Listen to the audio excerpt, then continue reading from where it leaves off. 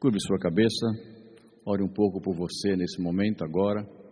Te coloque como o intercessor de você mesmo, para que o Senhor fale ao seu coração nessa noite, através da sua palavra.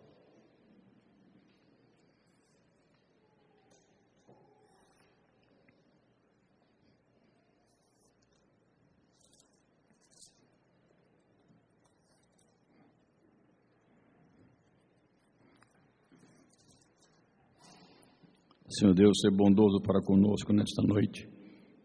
Abre os nossos corações para entendermos a meditação nas Tuas Escrituras, revelação preciosa para nós. Que nós sejamos impactados por essa palavra, que é lâmpada para os meus pés, lâmpada para os nossos pés, é luz para o nosso caminho. Agradecemos o privilégio de estarmos juntos te servindo. E que o Senhor aceite o nosso louvor, a nossa adoração. Oramos assim, em nome de Jesus. Amém. Há 15 dias atrás, nós estávamos falando do discipulado para crianças, pais, nas responsabilidades que eles têm de ensinar os seus filhos no caminho do Senhor, não apenas contando historinhas da Bíblia, mas mostrando aos filhos os princípios de Deus através da revelação das Escrituras. Uma criança pode saber muita história da Bíblia e aquilo não impactar a vida, porque ela pode até confundir a história da Bíblia com as historinhas que se contam por aí, em diversas formas, diversas maneiras. Mas quando nós mostramos que a história que está nas Sagradas Escrituras impactam vida, e são importantes para a vida, nós começamos a mostrar para a vida dos nossos filhos, o desenvolvimento deles, que a verdade da fé cristã não é uma mera filosofia, mas uma prática que pode ser vivenciada e pode ser observada na figura dos pais. E isso se afeta, ou também se aplica à igreja. A igreja tem novos na fé e foi o assunto do domingo passado. Quando olhamos, embora haja uma forte advertência do escritor de Hebreus para a sua comunidade-alvo, igreja que já deveria estar desenvolvida, ele diz, você já tem tempo de serem adultos, você já tem tempo de serem mestres, mas são crianças. E nós falamos dos danos que ao longo do tempo, quando a instrução, o tempo é gasto e não se verifica o progresso, não se verifica a maturidade. É fator de tristeza quando verificamos pessoas que já deveriam estar agindo de uma forma madura e agem como se fosse criança. Paulo mesmo, ao escrever os Coríntios, e foi a leitura de edificação no início do culto desta noite, ele disse, quando eu era pequeno, eu pensava como criança, agia como criança, e fazia as coisas próprias de criança. Mas o tempo passou, e Paulo diz, eu não sou mais criança, portanto, agora não faço mais as coisas próprias de crianças. Então, o crente, ao longo do tempo, e domingo passado verificamos que a grande maioria dos ouvintes que estavam aqui tinham mais de 10 anos na igreja, outros 15, outros 20. E eu creio que você, talvez a grande maioria, exceto aqueles novos que chegam na fé, não podem mais ser considerados como crianças na fé. Mas se o discipulado não está acontecendo na tua vida e produzindo impactos e mudanças, alguma coisa gravemente está errada. Quando falamos de educar e fazer crescer um novo na fé, essa tarefa ela tem começo, meio e fim, é claro. Percebe-se, educa-se, progride-se na fé, e essa pessoa faz profissão de fé e começa a ter a sua caminhada de vida cristã. E alguém pode pensar, a tarefa do discipulado terminou. Não, aquela fase do discipulado terminou. O discipulado tem várias fases. E é por isso que a meditação dessa noite, eu disse que discipulado é para toda a vida toda. O discipulado tem que entrar em todas as áreas da vida e por toda a existência esse processo se dá. Afinal de contas, você que tem 30 ainda vai aprender como é viver com 35. Você que tem 35 vai aprender como viver com 40. As mulheres também vão ter que aprender com as diversas etapas da vida. Quem nunca teve um filho adolescente vai ter que aprender a como educar adolescentes. E quando os cabelos ficam brancos, a gente tem que aprender a ser vovô, a ser vovó. A vida vai passando e a gente ainda não aprendeu a viver quando ela chega. Os solteiros não aprenderam a viver como é casado, ser casado, mas quem tem 30 anos precisa aprender como é que vive com marido e mulher há 30 anos. É assim que funciona. Portanto, se você tem essa imagem que o discipulado pode chegar um tempo nesta vida que não tem mais sentido, esse conceito está equivocado e biblicamente errado. O discipulado é para toda a tua vida e a vida toda. Eu quero levar vocês a essa consciência e alguns aspectos práticos através do que o apóstolo Paulo ensinou através do que o apóstolo Paulo ensinou aos crentes da igreja de Éfeso na sua carta. Abra sua Bíblia em Efésios capítulo 4, a partir do versículo de número 11, do versículo de número 11, e lerei até o versículo de número 16.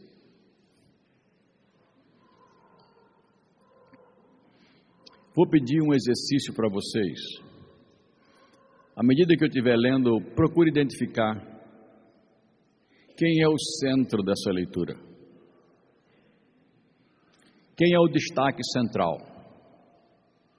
Simplesmente lendo de uma maneira tranquila, veja se você consegue identificar isto. E ele está falando acerca de Cristo e continua dizendo, Paulo: foi ele, Cristo, quem deu dons às pessoas. Ele escolheu alguns para serem apóstolos, outros para serem profetas, outros para serem evangelistas e ainda outros para serem pastores e mestres na igreja. Ele fez isso para preparar o povo de Deus para o serviço cristão, a fim de construir o corpo de Cristo. Deste modo, todos nós chegaremos a ser um na nossa fé e no nosso conhecimento do Filho de Deus. E assim seremos pessoas maduras e alcançaremos a altura espiritual de Cristo. Então, não seremos mais como crianças, arrastados pelas ondas e empurrados por qualquer vento de ensinamento de pessoas falsas. Essas pessoas inventam mentiras e por meio delas levam outros para caminhos errados. Pelo contrário, falando a verdade com espírito de amor, cresçamos em tudo até alcançarmos a altura espiritual de Cristo, que é o cabeça, e ele faz com que o corpo todo fique bem ajustado e todas as partes fiquem ligadas entre si por meio da união de todas elas. E assim, cada parte funciona bem e o corpo todo cresce e se desenvolve em meio do amor. Você conseguiu perceber quem é o centro da leitura? Não? Quantas vezes se refere a ele? que quantas vezes aparece a palavra Cristo, não é por acaso. Notem, eu vou dividir em 3 degraus a avaliação desse texto. Mas você precisa ter na mente o que o apóstolo Paulo está construindo em termos do seu ensino. E ele está falando do desenvolvimento. No capítulo 4 ele vai falar da igreja, desenvolvimento da igreja. Dizendo, vocês no passado, vocês eram pessoas que não serviam a Deus. Capítulo 2 ele faz isso. Vocês cometiam um monte de ações que desagradavam a Deus, e Paulo vai caminhando. Mas no capítulo 4, Paulo começa a falar do que a igreja, o povo escolhido de Deus e transformado por Cristo, precisa fazer. No versículo 11, ele está falando da ação de Cristo, para a igreja ser como ela é, igreja. Ele diz, olha, Cristo é o vencedor, ele desceu aqui, e ele está assentado à direita de Deus, ele é o Senhor. Foi ele que na igreja, no versículo 11, diz assim, ele deu dons, ele capacitou as pessoas. Dom é uma capacitação espiritual, que apenas aqueles que foram tocados pela graça de Deus receberam. Ninguém nasce com dons. É o Espírito Santo que dá, após a conversão. E ele diz, Deus deu dons às pessoas. E na igreja, a preocupação, ou melhor dizendo, a intenção direta da ação de Cristo é que haja um desenvolvimento, um discipulado contínuo em diversas áreas. Olha, na igreja ele deu dom às pessoas, uns para serem apóstolos, outros para serem pregadores, profetas da palavra, outros para serem evangelistas, motivadores e pregadores da mensagem de salvação com uma capacitação especial. O que nós já vimos não limita a minha e a sua responsabilidade de evangelizar. E diz que também na igreja ele deu para outros capacitações para serem pastores, os cuidadores da vida espiritual da igreja, e mestres, pessoas que ensinam as verdades de Deus. Por que Deus fez isso? Eu quero que você volte para a Escritura, porque é ela que está nos ensinando nesta noite, e como regularmente fazemos. No versículo 12 ele diz, ele fez isso para preparar o povo de Deus para o serviço cristão, a fim de construir o corpo de Cristo. O primeiro degrau que eu quero que você entenda nesse texto é que o discipulado cristão, ele vem de Cristo para conduzir a pessoa a Cristo.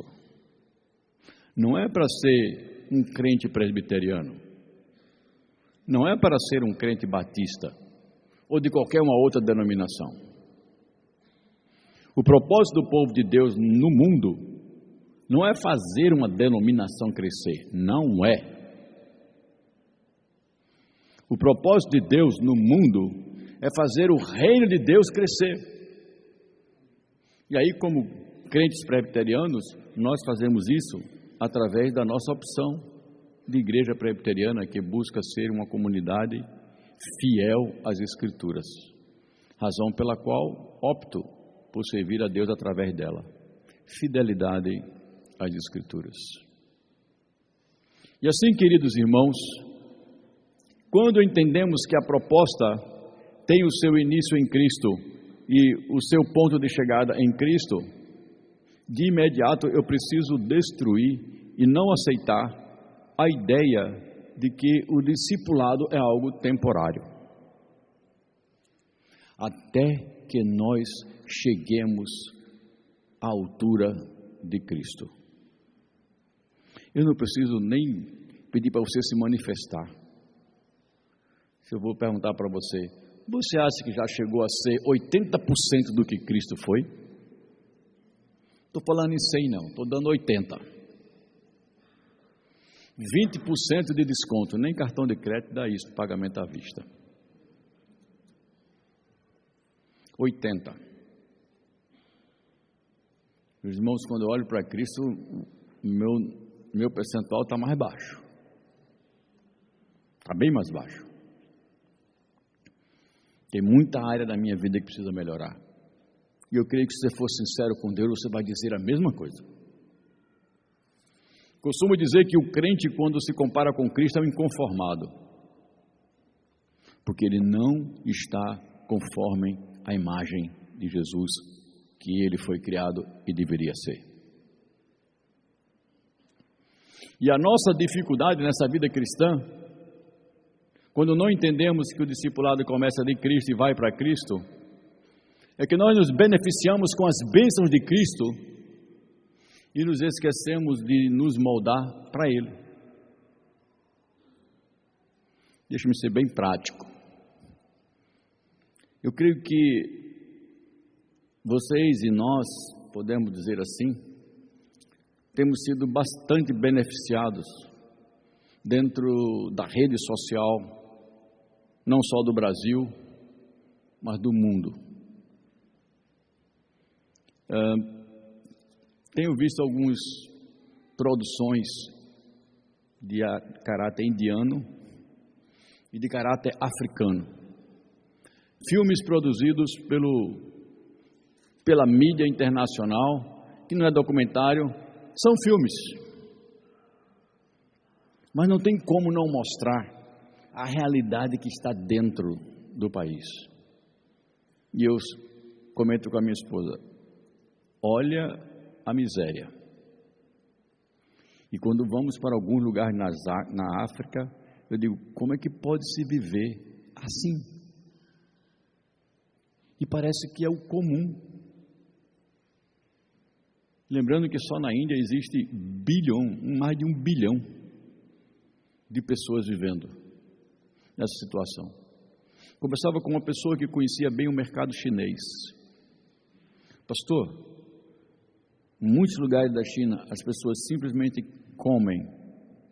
trabalham para comer e morar, como na época da escravatura. Tinham comida, dormida e trabalho, mais nada. Jornadas de 16 horas por dia. E eu fico pensando como? Graças a Deus que você não nasceu num país desse, você pode dizer assim, graças a Deus.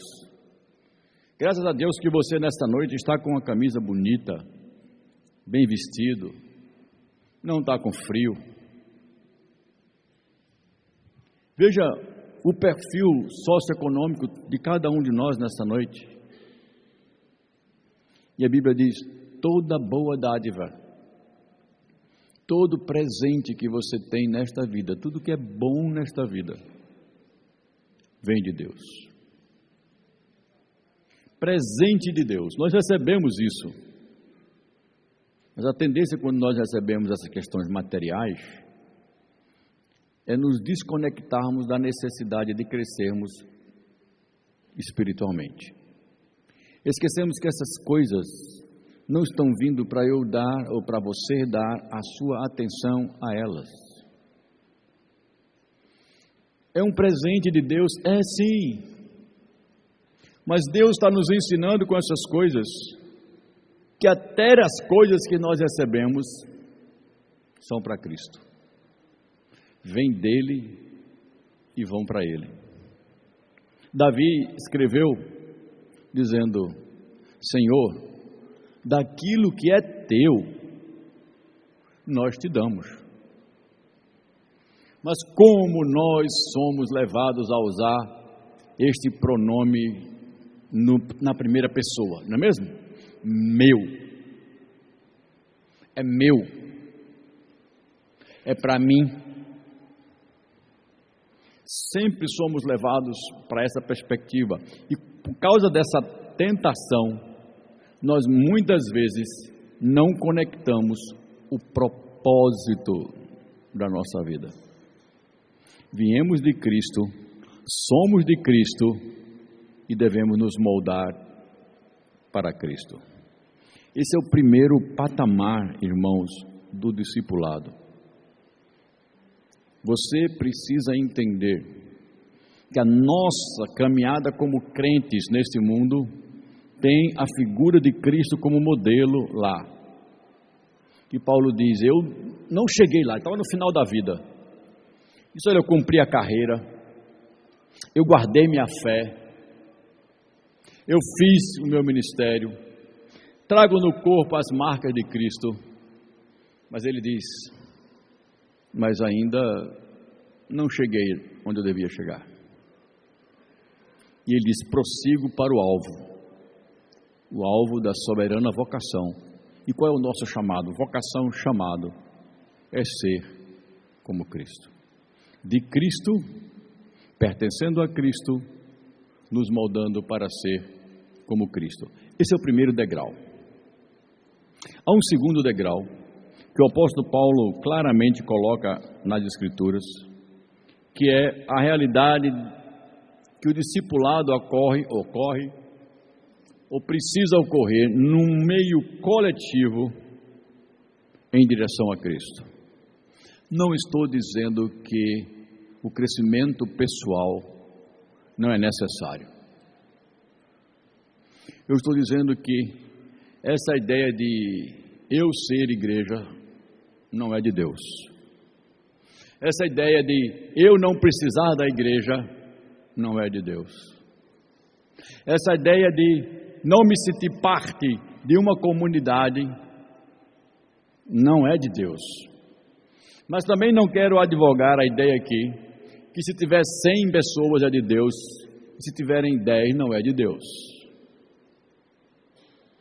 Não quero entrar por essa perspectiva.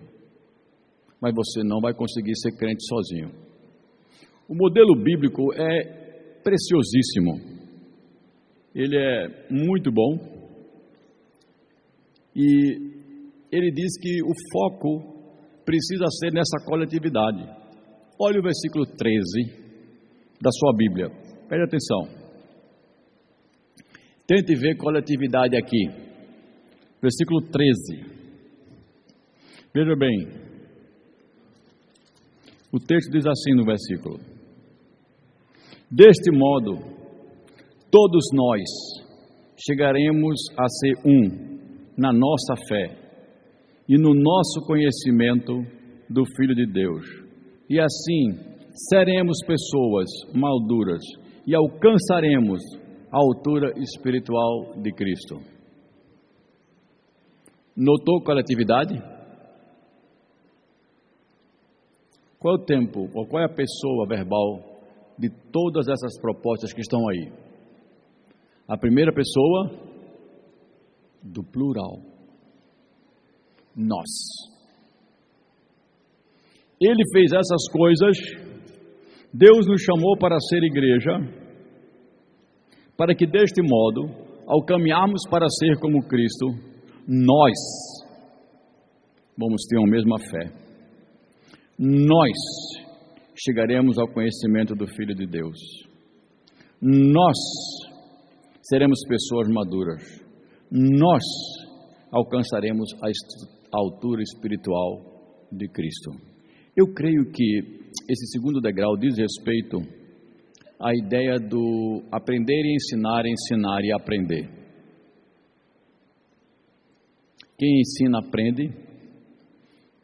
Quem aprende se torna capaz de ensinar, e quando ensinar, aprende, e aí a cadeia se multiplica. Às vezes, irmãos, crentes maduros não têm a sua fé revigorada porque perderam os contatos com os crentes novos na fé. Parece que entra numa rotina de igreja e de uma forma mais grave e aí perigosa, começa a servir a Deus de uma forma ritualística.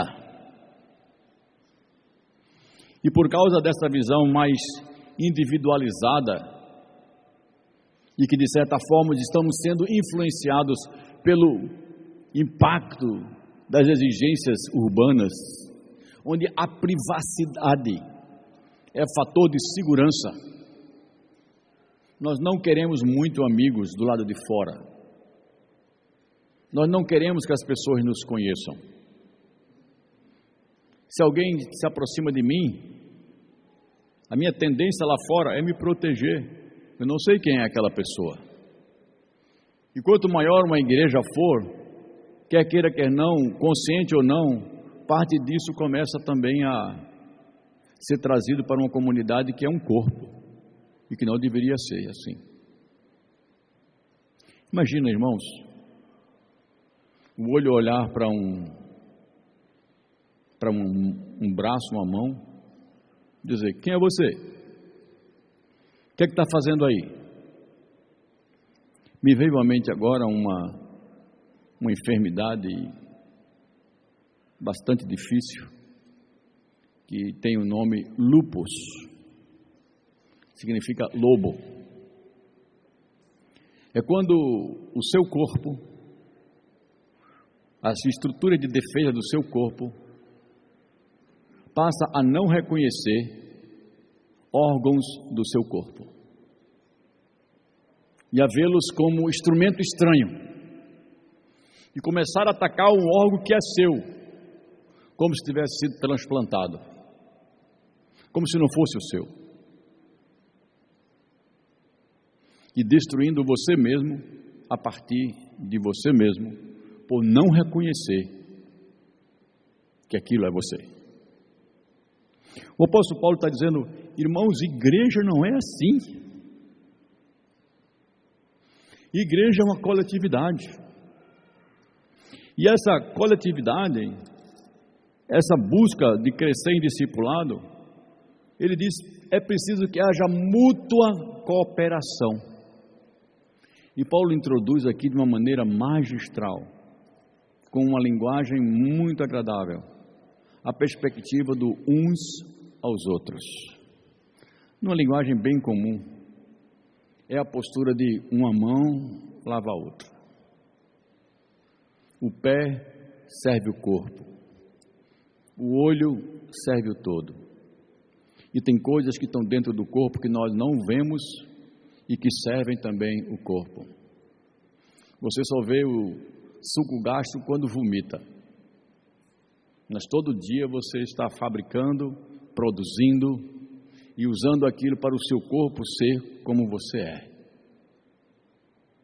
Nós não vemos os hormônios que são produzidos pelas nossas glândulas, mas são esses produtos produzidos por esses órgãos que não estão do lado de fora, que regulam nosso humor, nossa disposição, nossas defesas, nosso sono, nossa vida. E Paulo diz: gente, nós precisamos nos ver como um corpo, que juntos crescemos para ser como Jesus. Não sei se você, hoje eu estou meio para enfermidade médica. Se você já ouviu falar numa enfermidade chamada gigantismo. Às vezes essa enfermidade, ela se localiza em determinadas partes, como mão, como perna. Às vezes ela afeta o corpo como um todo. Mas eu já vi documentários em que estavam nas mãos. E as mãos da pessoa começam a crescer de uma forma diferente, da mesma intensidade que o corpo cresce. Porque se você pegar um jogador de basquete que tem 2,16 m e ele calçar 55, não tem problema. Para ele ser daquela altura, ele precisa de plataforma lá embaixo. Paulo está dizendo, a igreja tem que crescer harmonicamente, de uma forma proporcional, coletiva. Agora, queridos, se você decepar a sua mão, ela não cresce mais. Se você cortar o seu antebraço, ele não cresce mais.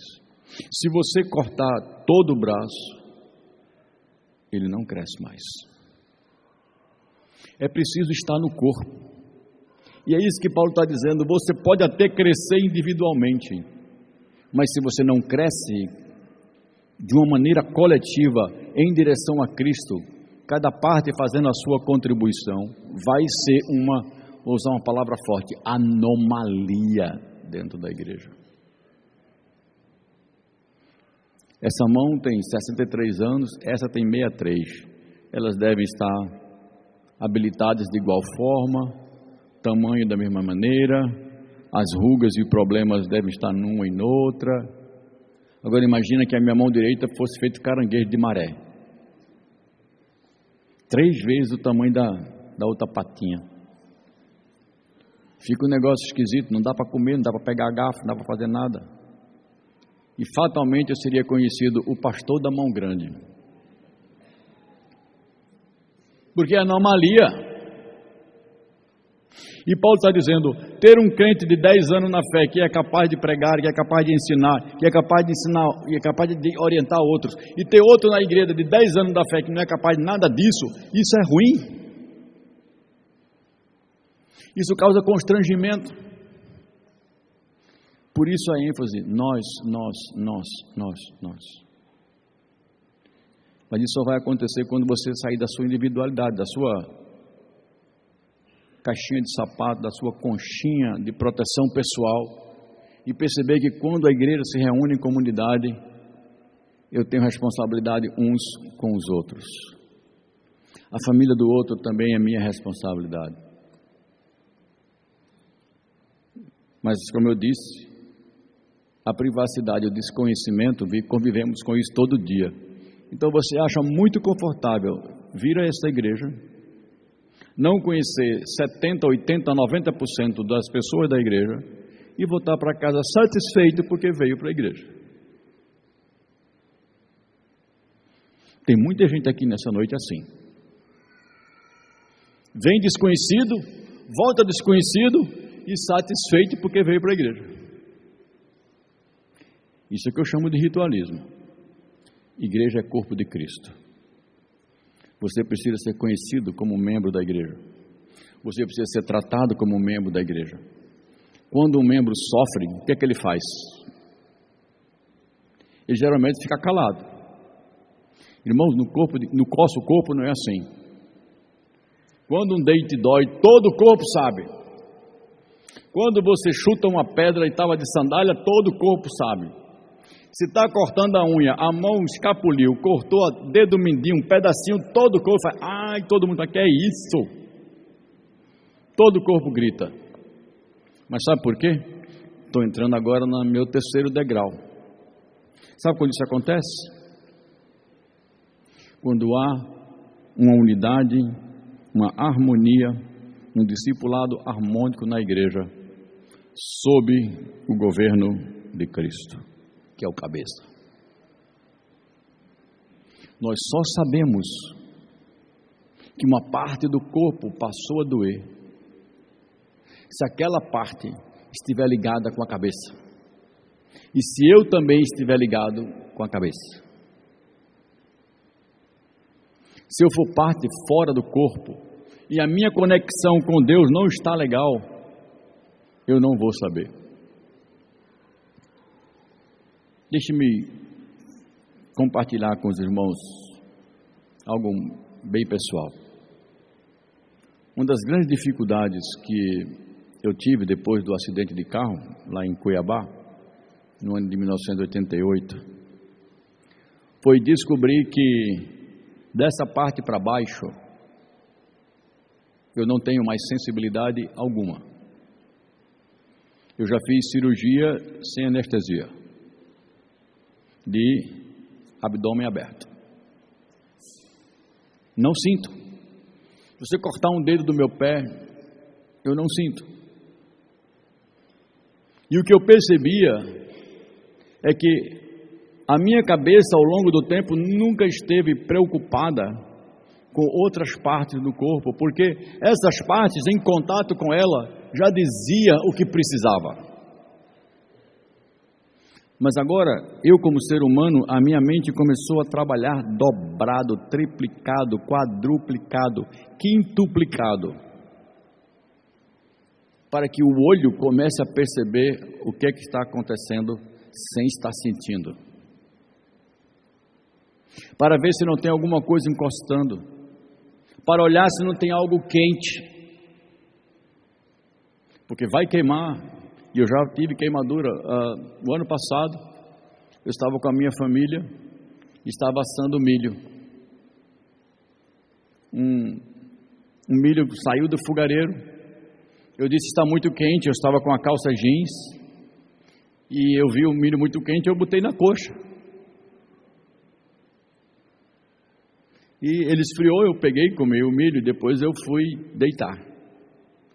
E quando fiz o processo de mudança de roupa para dormir, havia uma bolha enorme na minha coxa, com uma queimadura profunda que teve que me levar ao hospital. A perna não disse nada. E nada pôde ser feito. É isso que nós estamos chamando de discipulado harmônico, sob o governo de Cristo. Irmão, quando você estiver sofrendo, a igreja precisa saber. E por causa da nossa harmonia em Cristo, eu preciso ter liberdade para dizer: estou assim, estou precisando disso, é minha necessidade. Eu lamentei pela minha perna, dizer: você não disse nada, moça. Mas estava faltando uma ligação com a atitude minha, com a atitude da minha perna que havia sido lesada por não poder mais se comunicar com a cabeça.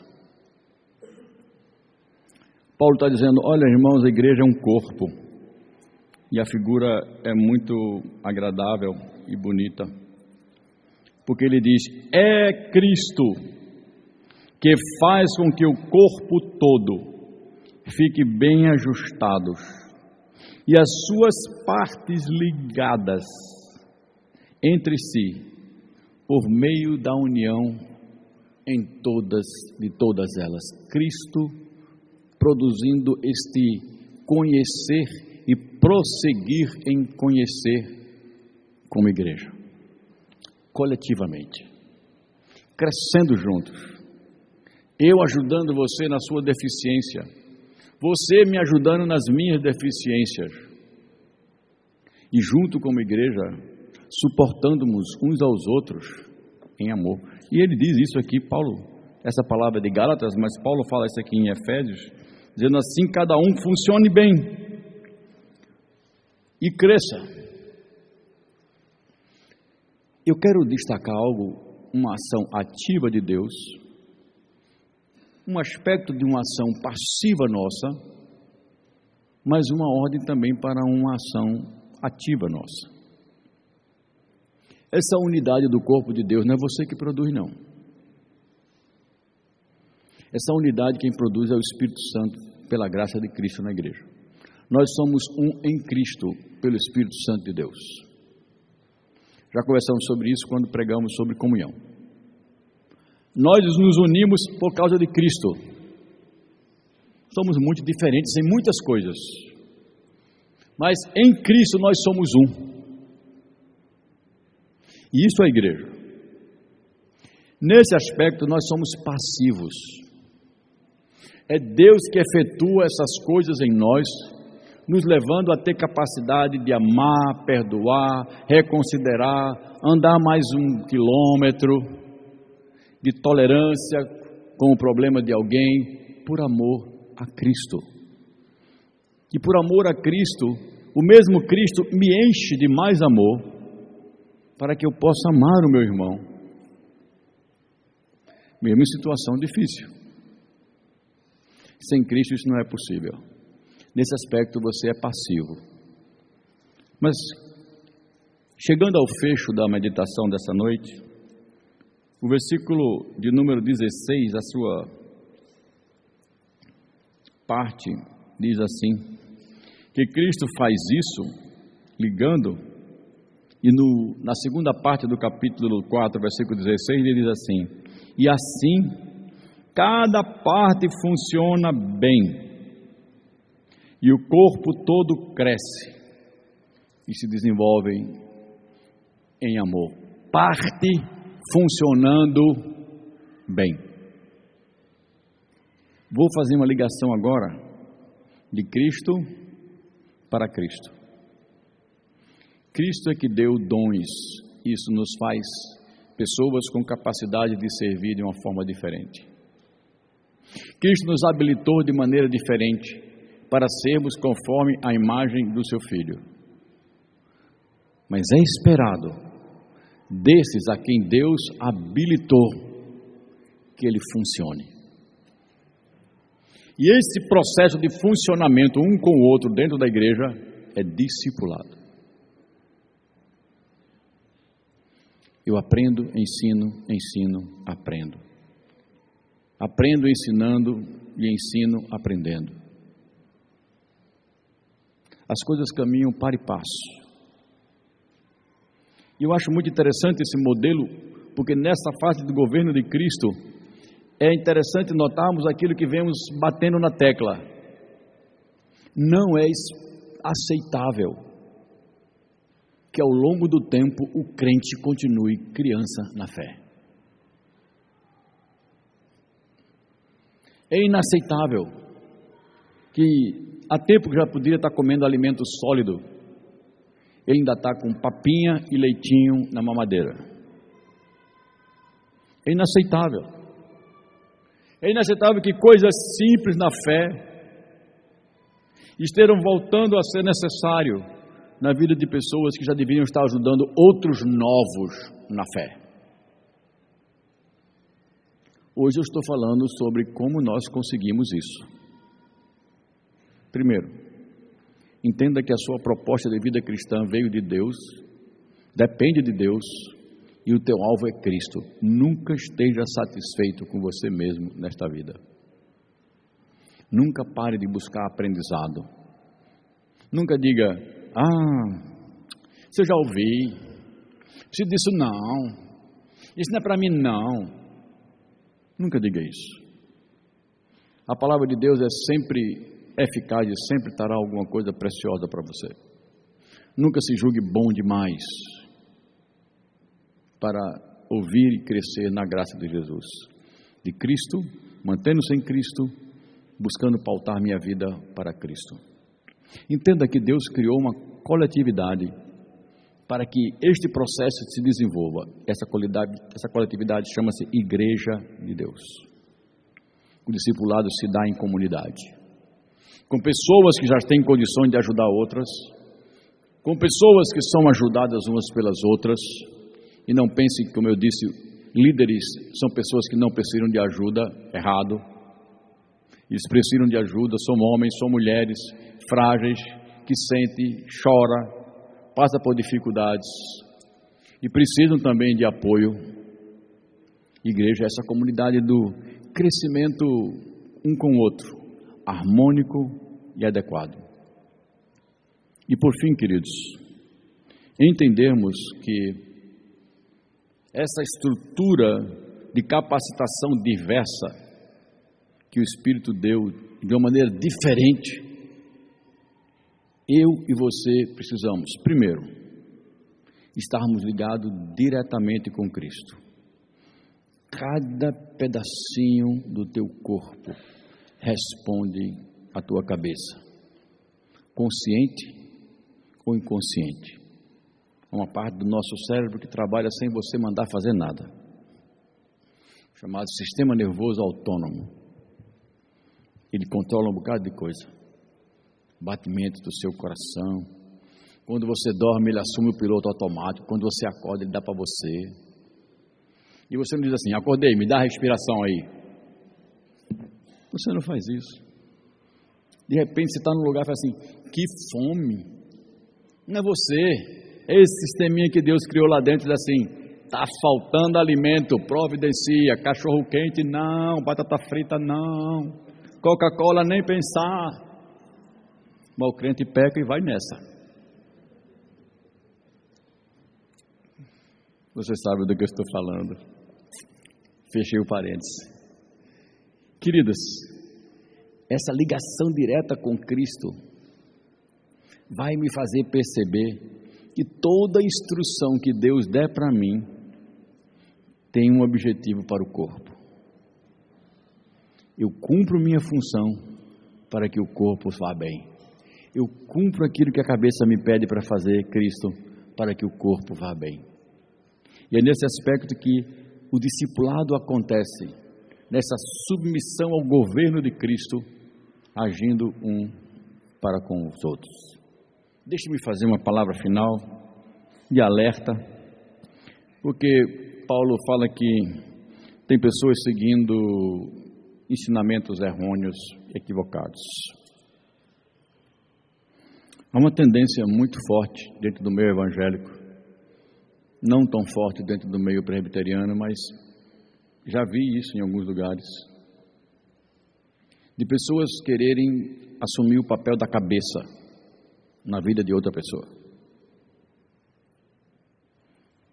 E começarem a agir como se elas fossem o instrumento de ligação entre a cabeça e aquela pessoa. São os chamados recados espirituais. Chega-se a níveis intoleráveis. Uns 15 dias atrás entrou uma senhora aqui na igreja, querendo falar comigo. Eu a recebi, eu a conhecia. Ela disse: pastor, eu vim aqui porque eu recebi uma orientação de Deus para o senhor. Eu deixei ela falar. E ela começou a falar sobre as minhas decisões a respeito do meu ministério pastoral. Eu disse, eu fui forte. Eu disse, o Espírito que disse isso para você não é o Espírito que fala comigo. Porque a orientação que eu tenho de Deus não bate com a sua. E o meu Deus não é Deus de confusão. Está dado o recado, foi embora. Tem crente que quando ouve, Deus mandou dizer para você, ou eu estava em oração e Deus me falou, aí o crente, sim, que falou? Qual é o oráculo? Sim. Disse o quê? E aí não tem mais Bíblia, e aí não tem mais essa ligação que eu estou dizendo que tem com Deus. A minha pergunta para responder isso doutrinariamente é: o Espírito Santo de Deus mora em você, meu irmão? Essa é a pergunta que eu tenho que responder. O Espírito Santo mora em você? Ele habita em você? Se a resposta é sim, e ele está com você o tempo todo, responda a minha pergunta: por que ele está mandando recado? Se ele mora em você, se ele te orienta na vida, se você foi transformado pela graça, e ele interage com você, por que ele está te mandando um recado? Agora, não confunda confirmação com o povo de Deus, com orientação por Deus, que a palavra de Deus não permite. Deus confirma o seu povo, confirma o seu povo. Paulo foi confirmado em alguns pontos. Quando ele chegou lá em Mileto,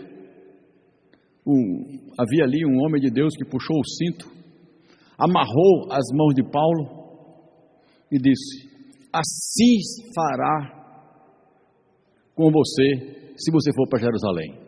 E a igreja começou a chorar: não vá, tentaram demover Paulo, não vá para Jerusalém. Aí Paulo disse: o que vocês estão fazendo? Olha a confirmação. Paulo disse: o Espírito de Deus já falou para mim, de cidade em cidade que eu tenho passado, que em Jerusalém me espera cadeias.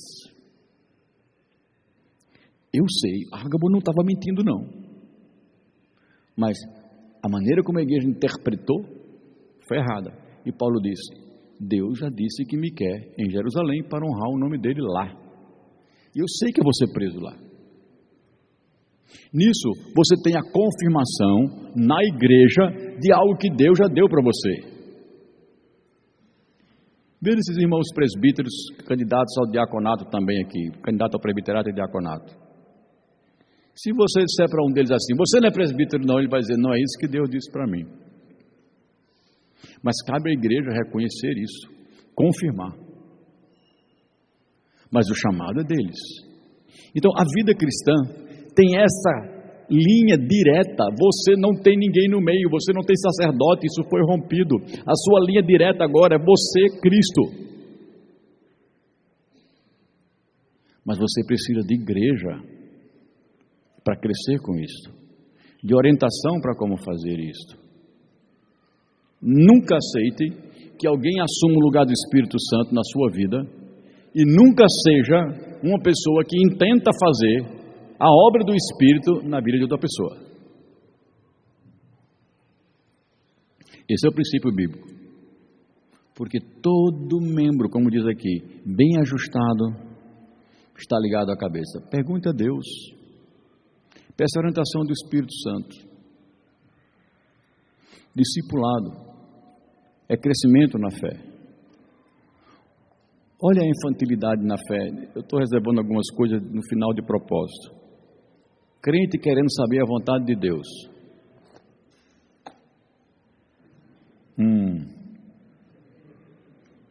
Está aqui.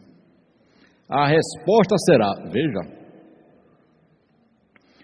foi porque os israelitas abandonaram o Senhor seu Deus, que os tirou da terra do Egito, os seus antepassados deles, e eles seguiram outros deuses. Deus me respondeu na hora. Irmãos, eu abri a Bíblia aleatoriamente. Senhor me responde. Que coisa, veja. Que coisa. Estou dando um exemplo de Senhor me responde. Eu abro a Bíblia e diz, a resposta será. Está aqui, irmão. Está aqui escrito isso. Mas eu podia chegar aqui, meu irmão, e abrir um pouco mais para lá, e cair, dizer assim, e foi Judas e suicidou-se. Não, deve estar mais embaixo. O que tem para fazer, faz e faz depressa. Você aceitaria isso? Agora preste atenção. Deus pode fazer com que um crente novo na fé, num momento de angústia, por não saber nem ter sido discipulado, abra a Bíblia assim e encontre a resposta para a sua crise, sim, não. Pode.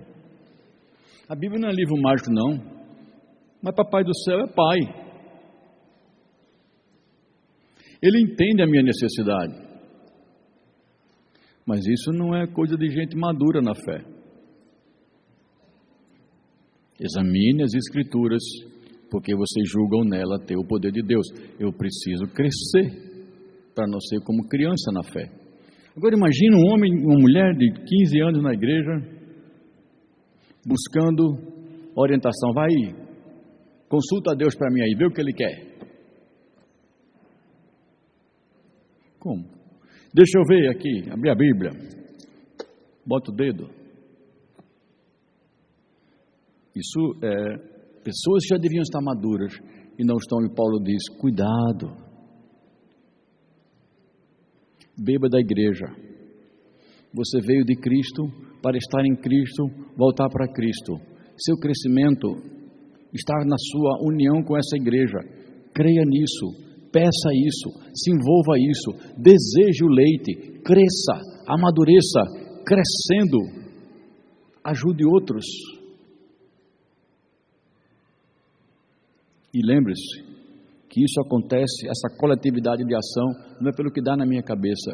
Cristo nos mantém juntos com esse propósito, com o seu governo, para que juntos cresçamos em harmonia. Deu para entender?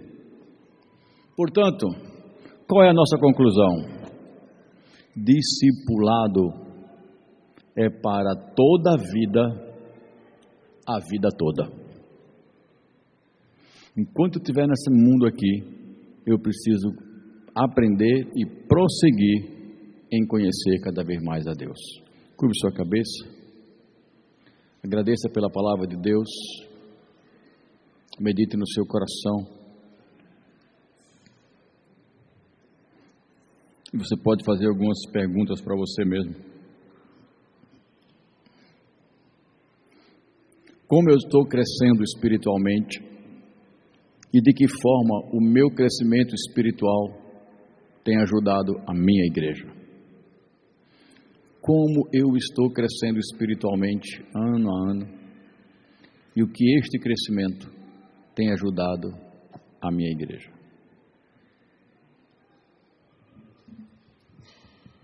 Ouça o que o Espírito Santo tem para dizer à sua igreja.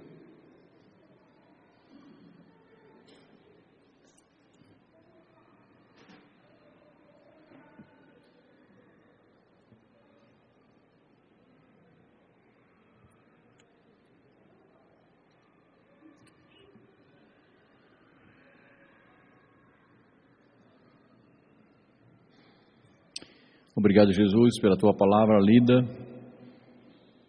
e revelada aos nossos corações de uma forma que o teu Espírito é quem nos ilumina para entendermos. É Ele também que nos aponta o que precisa ser refeito, é Ele que nos guia, é o Espírito Santo que nos dá a orientação nesta vida e declara junto com o nosso Espírito de que somos filhos de Deus. Porque todos aqueles que são guiados pelo Espírito Santo, estes são filhos de Deus, é o que diz a tua palavra. Louvado seja o nome do Senhor Jesus Cristo, porque o Senhor nos fez povo do seu rebanho. Que nós aprendamos, Senhor, a juntos crescermos, externar nossas necessidades, suprir nossas necessidades, uns com os outros, e crescermos de Cristo para Cristo. Ajuda-nos nisso, não permita que outros propósitos ganhem força na nossa vida, mas que Cristo, o autor e consumador da nossa fé, esteja sempre visto como nosso primeiro alimento, como a nossa primeira luz na janela, como nosso primeiro pensamento, como aquele que todas as coisas giram em torno, e a prioridade para Ele seja, agora e sempre, a número 1. Oramos assim, recebe o nosso louvor e a nossa adoração. Essa é a palavra da tua igreja. E juntos dizemos amém.